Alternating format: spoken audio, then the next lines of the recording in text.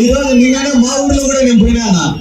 మా ఊర్లో పోయేటప్పటికి తెలుగుదేశం వాళ్ళ బ్యానర్లు బాగా కట్టినారు, పెద్ద పెద్దవి. నేను అడిగినా వెంటనే ఏతర వీడి ఇట్ట కట్టినారు బ్యానర్, పెద్ద పెద్దవి కట్టినారు. ఏంటి రా వీడి ఇట్ట కట్టినారు అని అడిగినా. అడిగితే ఆ తెలుగుదేశం వాడికి సర్వే వాళ్ళు చెప్పినారంట, ఒరే నిన్ను ఈ పార్లమెంట్ లో ఎవడు కనీసం కనుక్కొని కూడా కనుక్కోరా, నువ్వు ఎవడనేది ఈ పార్లమెంట్ లో ఎవడు గుర్తు కూడా పట్టడం లేరా, కనీసం బ్యానర్లోనే ఇలా నిన్ను గుర్తుపడతారంటే బ్యానర్లు వేసినాడు. వాడు బ్యానర్లు వేసిన తర్వాత మళ్ళా ఒకరోజు జనాల్లోకి వచ్చినాడు. జనాల్లోకి వచ్చినప్పుడు జనాలు కనుక్కోవడం లేట.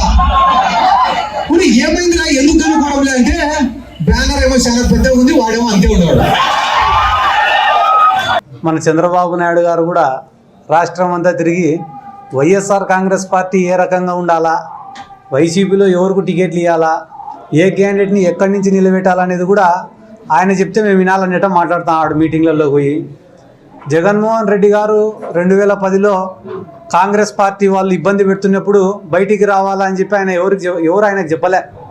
ఆయనే సొంతంగా నిర్ణయం తీసుకొని ఇక్కడ మనకు మనుగడ లేదు, మన కార్యకర్తలను ఇబ్బంది పెట్టుకుంటున్నారు, మనల్ని నమ్మిన వాళ్ళని ఇబ్బంది పెడుతున్నారు, మనం ప్రజలకు ఇచ్చిన మాటను కూడా నెరవేర్చలేకపోతున్నామని చెప్పి అనుకొని ఆయన కాంగ్రెస్ పార్టీలో నుంచి ఆ రోజు బయటికి రావడము, పార్టీని ఏర్పాటు చేయడము, కడప పార్లమెంటుకు విజయమ్మ గారిని, పులివెందుల నుండి జగన్మోహన్ రెడ్డి గారు నిలబడవడము, ఇవన్నీ కూడా ఎవరు జగన్మోహన్ రెడ్డి గారికి చెప్పలే.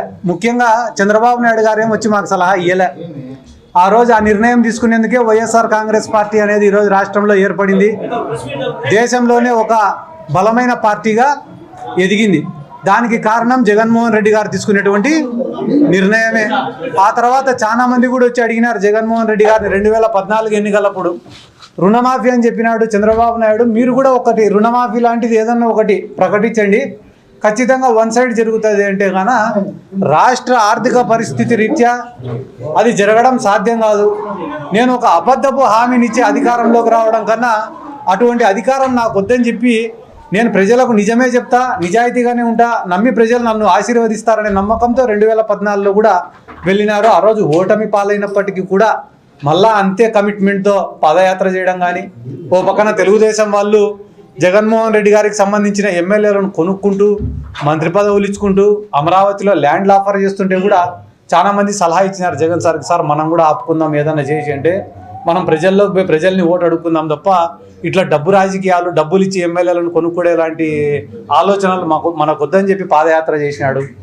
ఒక మేనిఫెస్టో అంటే గాన 1000 పేజీలు ఉండాలా, 600 పేజీలు ఉండాలా అనేది కాకుండా నవరత్నాలు అని చెప్పి ఒక పాంప్లెట్ ఉన్నా కూడా ప్రజల జీవితాలు మార్చే విధంగా ఉండాలని అనుకున్నాడు. ఎందుకు ఇవన్నీ మీకు చెప్తున్నా అంటే, ఈ రోజుటి వరకు జగన్ సార్ తీసుకునే నిర్ణయాలన్నీ కూడా విజయం సాధించినాయి. ఆయన ముఖ్యమంత్రి అయినాడు, ఈ రాష్ట్రంలో వైఎస్ఆర్ కాంగ్రెస్ పార్టీ అధికారంలోకి వచ్చింది.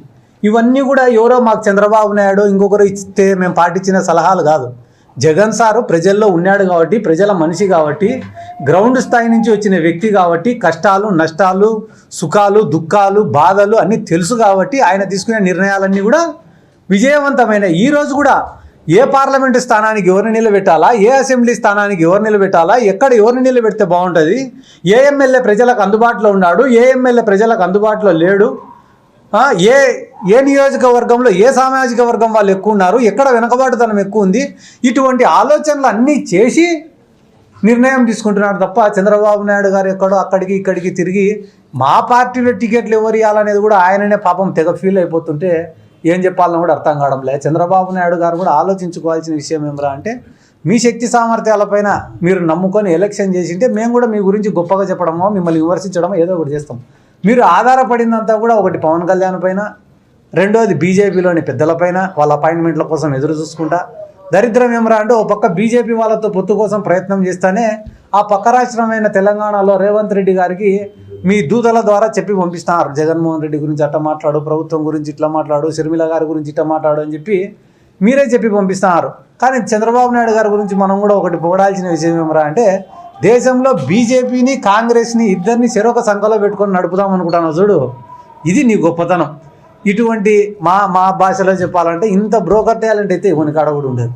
దేశంలో ప్రధాన శత్రువులైనటువంటి బీజేపీ, కాంగ్రెస్, అటువంటి వాళ్ళిద్దరితో కూడా సేమ్ టైంలో ట్రావెల్ చేయాలని అనుకుంటాను అంటే నిజంగానే నీ మేనేజింగ్ స్కిల్స్ అనేటివి ఈ దేశంలో ఇంకొకరికి రావని చెప్పి కూడా ఈ సందర్భంగా నేను తెలియజేసుకుంటూ రాష్ట్ర ప్రజలకు కూడా నా యొక్క విజ్ఞప్తి ఏమరా అంటే ఒక ఫేక్ ప్రచారం జరుగుతుంది. ఆఫ్టర్ తెలంగాణ ఎలక్షన్స్ ఒక ఫేక్ ప్రచారం, రాష్ట్రంలో వైఎస్ఆర్ కాంగ్రెస్ పార్టీ రాదు, రాష్ట్రంలో వైఎస్ఆర్ కాంగ్రెస్ పార్టీ రాదు, జగన్ ముఖ్యమంత్రి కాడు, అయిపోయింది అయిపోయింది అయిపోయింది అని. దాదాపుగా ఒక్కొక్క గ్రామానికి మీరు ఏ సచివాలయానికి పోయినా కూడా 20 నుంచి 30 కోట్లు, చిన్న విలేజ్ అయితే 20 కోట్ల నుంచి 30 కోట్ల వరకు వెల్ఫేరు, పెద్ద విలేజెస్ అయితే 50 కోట్ల నుంచి 70 కోట్లు వెల్ఫేరు. ఇవి కాకుండా హౌసింగు, సచివాలయాలు, ఆర్బికేలు, హెల్త్ సెంటర్లు, నాడు నేడు కింద స్కూల్స్ని డెవలప్ చేయడము. ప్రపంచ చరిత్రలో ఒక ప్రభుత్వ పాఠశాలకు అడ్మిషన్స్ ఫుల్ అని పెట్టి బోర్డు పెట్టే పరిస్థితి వచ్చిందంటే ఇది పక్క రాష్ట్రమైన తెలంగాణలో జరగాలే. అదే ఆ ప్రభుత్వానికి ఈ ప్రభుత్వానికి అంటే అక్కడ ఉండే గత ప్రభుత్వానికి మన ప్రభుత్వానికి మధ్య ఉన్న తేడాలు కానీ జరిగిన గొప్పలు కానీ చెప్పాలంటే కానీ కొన్ని రోజులు సరిపోవు. దళితులు ఉన్నారు ఎంతోమంది రాష్ట్రంలో. ఇక్కడ అసైన్డ్ భూములు ఉంటే కానీ ఆ అసైన్డ్ భూములకు పేదలకే హక్కు కల్పించి అమ్ముకునేదానికి, అమ్ముకొని లాభపడేదానికి జగన్మోహన్ రెడ్డి గారు జీవో ఇస్తే తెలంగాణ ప్రభుత్వంలో అసైన్డ్ భూములను మళ్ళీ ప్రభుత్వమే వెనక్కి తీసుకొని వేలం వేసింది. హైదరాబాద్లో వరదలు వస్తే గాన వరద బాధితులకు డబ్బులు ఇవ్వాలని చెప్పి ఆనాటి ప్రభుత్వమైన కేసీఆర్ గారు, కేటీఆర్ గారు 10,000 రూపాయలు ఇస్తే సగం అధికారులు నాయకులే తిన్నారు. కానీ ఆంధ్ర రాష్ట్రంలో ఏదన్నా బెనిఫిషియరీకి డబ్బులు ఇవ్వాలనుకుంటే గాన డీబీటీ పద్ధతిలో డైరెక్ట్గా వాళ్ళ అకౌంట్లోకి చేరుతుంది. కానీ ఎక్కడైనా కూడా కరప్షన్ జరిగే స్కోప్ ఉందే? మేము ఆ రోజు 2,000 రూపాయలు ప్లీనరీలో పెన్షన్ ఇస్తామని చెప్తే చంద్రబాబు నాయుడు గారు దివాలా తీస్తుంది రాష్ట్రం ఇది 2,000 రూపాయలు పెన్షన్ ఇస్తే అని చెప్పినాడు. కానీ ఎన్నికలకు 2 నెలల ముందరో 3 నెలల ముందరో ఆయన కూడా 2,000 రూపాయలు పెన్షన్ ఇవ్వడం స్టార్ట్ చేసినాడు. ఈరోజు మొన్న జనవరికి 3,000 రూపాయలు పెన్షన్. ఆ పెన్షన్ కోసం పడిగాపులు కాసిన రోజుల నుంచి, ఎండలో నిలబడుకునే రోజుల కాడి నుంచి, జన్మభూమి కమిటీలను అడుక్కునే రోజుల కాడి నుంచి ఈరోజు వాలంటీర్ పొద్దున్నే పోయి తలుపు తట్టి పెన్షన్ ఇచ్చే పరిస్థితి. ఓ పక్కన విద్యారంగంలో కానీ, వైద్య రంగంలో కానీ, వ్యవసాయ రంగంలో కానీ, అదే రకంగా ఉద్యోగ కల్పన, యువకులను ఏదో ఒక రకంగా రెచ్చగొట్టాలా. ఏ ప్రభుత్వం పైన కూడా మొట్టమొదట వ్యతిరేకత వచ్చేది యువకులలోనే. పోరాడేది ఎవరంటే యువకులలోనే, విద్యార్థులలోనే. అటువంటి యువకులను ఏదో ఒక రకంగా వాళ్ళ పక్కకు డైవర్ట్ చేసుకోవాలనే ఉద్దేశంతో ఉద్యోగ అవకాశాలు వచ్చినాయా, నోటిఫికేషన్ వచ్చిందా, ఇటువంటి మాటలన్నీ మాట్లాడుతున్నారు చంద్రబాబు నాయుడు గారు. కళ్ళు తెరిచి ప్రతి గ్రామంలో సచివాలయానికి పోతే కళ్ళ ముందర కనిపించే అంశం సచివాలయాల్లోని ఉద్యోగాలు. 1,25,000 మందికి సచివాలయాల్లో బేసింగ్ ఆన్ మెరిట్ వాళ్ళకు ఉద్యోగాలు ఇస్తే ఈరోజు ఒక్కొక్కరికి జీతం 28,000 రూపాయలు ఇస్తుంటే ఏ రకంగా చంద్రబాబు నాయుడు గారు మీ మొత్తం టెన్యూర్లో పర్మనెంట్ ఉద్యోగాలు ఎన్ని ఇచ్చినారు మీరు? జగన్మోహన్ రెడ్డి గారు ఎలక్షన్లు అయిపోయినాక 5 నెలల లోపలే, 4 నెలల లోపలే ఇచ్చిన 1,25,000 ఉద్యోగాలు మీకు కనపడడం లేదా? ఏ ప్రభుత్వానికైనా కూడా 5 సంవత్సరాలలో ఆ గవర్నమెంట్ యొక్క శక్తి సామర్థ్యాలను నిరూపించుకోవాలంటే ఈ ప్రభుత్వం ఏ ప్రభుత్వానికైనా కూడా చాలా కఠినమైన టార్గెట్, కఠినమైన పరీక్ష. అయినప్పటికీ ఈ 5 సంవత్సరాలలో దాదాపుగా 1.5 సంవత్సరంన్నరకు పైగా కోవిడ్కు పోయింది. కోవిడ్కు పోయినా కూడా కోవిడ్ లాంటి క్లిష్ట సమయంలో కూడా పేదవాళ్లకు వెల్ఫేర్ అనేది ఆపకుండా అందించినాడంటే ఇవన్నీ కూడా గుర్తు చేయాల్సినటువంటి అవసరం రాష్ట్ర ప్రజలకు ఎంతైనా కూడా ఉంది. ఎందుకంటే కానీ ఈ రాష్ట్రంలో ప్రస్తుతం అనేది ఒక ఫేక్ ప్రచారం చేయడంలో మాత్రం తెలుగుదేశం వాళ్ళు సక్సెస్ అయినారు.